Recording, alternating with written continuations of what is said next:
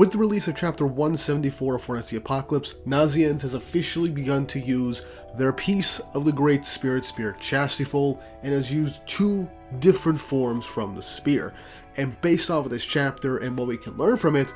Nasiens might actually become the greatest fairy king of all time, surpassing the 7 deadly sins, Grizzly Sin of Sloth, and current fairy king, their father, King aka Fairy King Harlequin. And also surpass his mother, the Queen of the Giants, Deanne, Serpent Sin of Envy. But I'm mainly going to be talking about the spirit aspect for Nasiens, but I'll dip into a bit of the giant aspects for that possibility, but Nasiens most likely is taken more after their father. But before we jump into things, don't forget to like and subscribe and hit the notification bell for updates on future videos. Really helps, and it shows you guys enjoy the content I make here on the channel and shows you want to see more. Also, if I manage to hit 30k subscribers, I am going to start doing a retrospective manga review for both 7 Deadly Sins manga and Fairy Tales manga. I've been wanting to do this for years, and I feel like once I hit 30k, that'll be the time when I know I will do so. So look forward to that when the time eventually comes. Now with that out of the way, let's jump straight into things. So in the events of Chapter 174, Nasiens manages to fully communicate with the Sacred Fairy Tree, one of the 4 deities that was created by chaos itself and the birth of the universe that created the Fairy Clan. Now, during the events of the Fairy Realm arc, due to everything that was going on in Nasiens, slowly but surely awakening to their fairy abilities that they were born with, like flight and such, as well as having a much better health and constitution in the Fairy Realm, and discovering that he is the child of 2 of the 7 deadly sins, but also the fact that in the midst of a life or death battle, Nasiens was chosen by the Sacred Fairy Tree to wield the power of Chastiefol in the event that was going on, where King had the majority of his powers sealed away, thanks to the curse made by Worldane, one of the 4 perils. And this was massive in the community because we all had theories of Nasiens being King of the Ants' kid due to specific aspects of their character and their character design, but with it being 100% confirmed, but not only that, making that Nasiens is King's true successor adds a whole lot into the story in terms of the next generation for the 7 deadly sins. Nasiens was able to utilize a good chunk of Chastiefol's power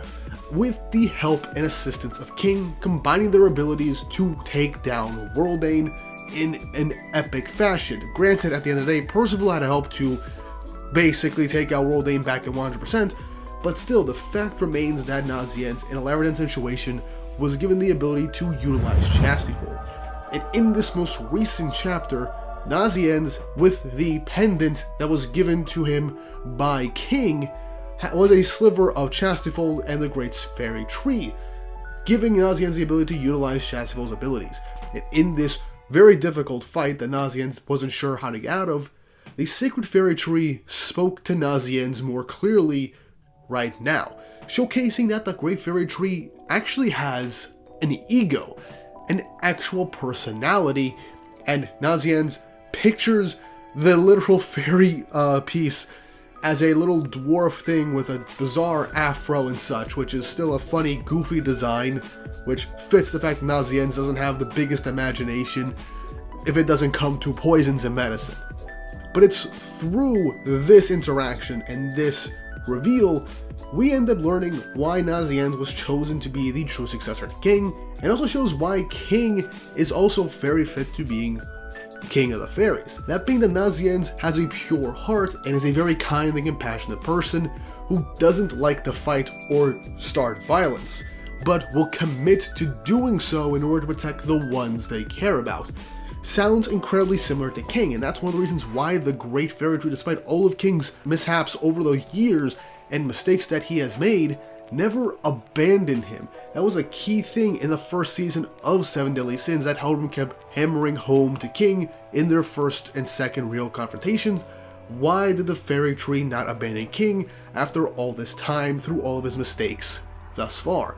And we know why. And also the fact that the Fairy Tree is actually a compassionate deity, unlike the Demon King and the Supreme Deity for the goddesses and the demons, who are both assholes that wanted to make a literal unending war to potentially not make chaos be a thing anymore, but also not have a full-fledged logical reason, is just bonkers to me. So having the Sacred Fairy Tree actually care about the beings that it created is actually very refreshing, and the fact that it just acts like a goofy grandfather figure to Nasiens, which makes sense since King is technically the child of the Fairy Tree. But that aside, the Fairy Tree helped guide Nasiens in using the power of this sliver of Chastiful's power, and we already saw how great that was. Nasiens was able to utilize a brand new first form for Chastiful that was unique to Nasiens, same with the second form, being a Chastiful sphere in the shape of Percival's head, and a Percival sponge, which is a giant mossy sponge type doll in the shape of Percival that was able to absorb the miasma from freaking purgatory. The stuff that would kill anybody in instants. And it makes sense, Chastiful is created by a literal wood from a literal deity, so it makes complete and total sense why it wasn't destroyed instantly by purgatory, despite it having only a small fraction of its true power. But what was very interesting in that also is that Nasiens' power and shape of the abilities for Chastiful relied purely on Nasiens' imagination and picturing what these forms would look like. Which, as far as I know, is actually a bit different than King's, because from what I understand, King's abilities, at least for what we know so far, are already set in stone from the moment that he uses Chastiful for the first time. But this might imply that King's powers were created upon him just thinking about what he wanted each of these specific forms to look like based off of whatever particular abilities that they are. And at the very least,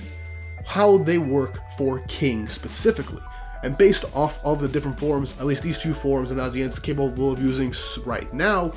they are working relatively differently than Chastiful for the most part, say for the spear form. And the fact that Nasiens has this ability to visualize the form of each individual piece of Chastiful for whichever forms that can be used,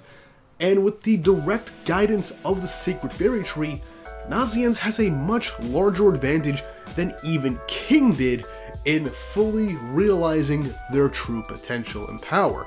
And this is all before Nasiens even gains their fairy wings yet, which is already a huge boost in power, which we can look forward to seeing in the future. But what makes this even more interesting is the fact that Chastiful is supposed to have 10 different forms, and through all 7 Deadly Sins, and right now even in Four Knights of the Apocalypse, we've only seen 8 forms from Chastiful, which means there's still 2 forms of this spear yet to be shown and accounted for, to the point we don't even know the names of what these forms are supposed to be. So this gives Nakaba the chance to not only give Nasiens their own versions of each of Chastiful's specific forms and even alterations to it unique to Nasiens, but also give us those final 2 forms of Chastiful, most likely when, towards the end of the series, Nasiens will obtain the full Spirit Spear at the end of the series to utilize their full power, and with even more guidance to fully master the spear by the Sacred Tree itself. Combine that with Nasiens' venom mixing abilities, being able to take in poisons and even utilize it for their own benefit against enemies or creating medicines to said poisons, and the twin pole gloves, these sacred treasures that Dubs made specifically for Nasiens to fully utilize venom mixing in a much more unique capacity by using intense heat and frigid colds to alter how specific poisons and even items that he uses, like how he used a flower from the Fairy Tree that is instantly flammable in a fight against Ruthus in the most recent arc, to just ignite them in the air and create a giant field of intense flames. Add that into whatever forms Nasiens uses with Chastiful, alongside adding venom mixing onto Chastiful like Nasiens did during the Fairy Realm arc, to increase the deadliness of Chastiful by imbuing it with poison. The possibilities are endless, and that's not even taking into account that Nasiens is part giant. So Nasiens could also potentially manipulate the earth around them to create golems, use large ground scale attacks, alter the landscape, and utilize these for advantages, adding them on to Chastiful, so they can use venom mixing to imbue these poisons into the earth. Granted, as a giant, Nasiens probably wouldn't want to poison the very land that they grab their power from and are close to, so I will take that out of the equation. But doing combinations with Chastity Foal with giant abilities is definitely a huge thing. But due to what we've seen in the series so far, Nasiens is mostly just a fairy, so didn't get his mother's giant attributes, which is a shame considering that all the other 7 Deadly Sins kids like Tristan and Lancelot are actual hybrids, so they have the abilities of both of their specific clans, except for Nasiens and the rest of their siblings, which is a shame, but I guess fairy genetics are kind of all over the place with that. But we can still be proven wrong, and Nasiens can still awaken giant-like abilities in the future. But all that's to say, with everything that we know, the fact that there are still 2 forms of Chastity Foal at minimum that we don't know about at all, the fact that Nasiens' imagination can alter the shape of Chastity Foal to be specific to them, and they can be even relatively wildly different than what we've seen from Chastity Foal to begin with.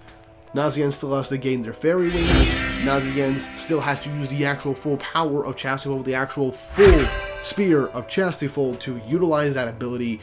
to begin with. And lastly, the fact that Nasiens is a hybrid shows that they have a lot more potential and overall strength than a plain fairy or plain giant, even if Nasiens might not have access to the powers of giants like his mother.